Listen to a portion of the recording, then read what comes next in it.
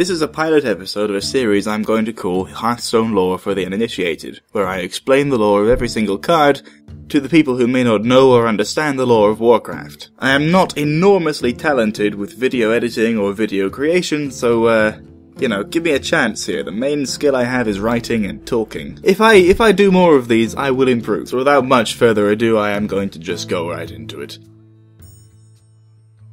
Basically, Hearthstone. I'm going to start by going through some of the basic cards, because if I don't, I'm just going to go completely mad. Today, it's the Elven Archer and the Nightblade, two basic cards to feature the Night Elves, and indeed two depictions of the deadly but silent killing power of the Kaldorei people. Now, if you've heard the word Kaldorei before, don't be surprised. That is actually what the Night Elves call themselves. In their tongue, it means Children of the Stars. Now, the Night Elves are the most dominant native people of the western continent of Kalimdor, a wild land with thousands of years of history spanning across its length, and which once was totally dominated by the Kaldorei civilization. Today, they are less dominant, less numerous, though arguably even deadlier for it. Like the owls that feature so heavily in their culture, the Night Elf people value silence and deadliness in their warriors.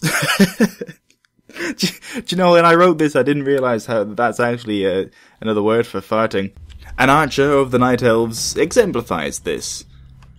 If you, as an enemy of the Night Elves, are being targeted by one such archer, you will likely never know it, or hear of it, until you have an arrow exactly where it hurts the most.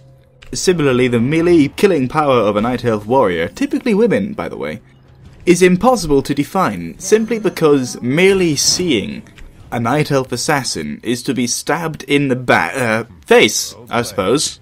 Face, because she does face damage. The Night Elves' natural affinity with the shadows, the dark places, the moon goddess Elune, and the natural world around them means that they can, quite literally, disappear into the shadows, ready to strike when you're at your weakest. This skill is known as shadow melding, and is said to be a gift from Elune, the goddess of the moon. Yeah, if you can't tell, Night Elves aren't exactly the most peaceful of people. They are graceful, like most elves, but unlike most elves, they're graceful like a cat. Slick fur, bright eyes, but vicious, feral, deadly. Night Elves are far from the idealistic elves of stories. They are part of the wild. Predators, even, who hunt and kill with ease.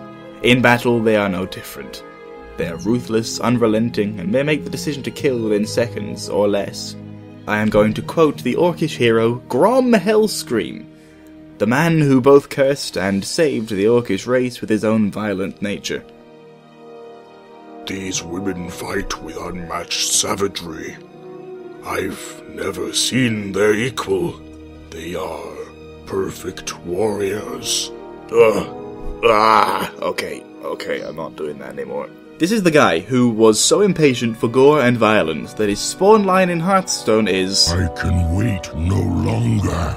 The guy who drank demon blood and became a slave forever because he liked killing things and wanted to do it more. Your basic archer is good with a bow, but their armor is light and without much protection. If you can catch a Night Elf kitted for archery alone and get over her tricks, she may go down easily. Even a stealthy assassin, once pinned down, may be easy to kill, but the fact is, if you're being hunted by her, you're in her territory, you're in her world, and if you've pinned one Night Elf down, there will be others watching you in the shadows. Fun fact about Night Elves: they have sharp fangs and sharp, pointed fingernails. Also, their queen kinda destroyed the entire world once. It was complicated. It was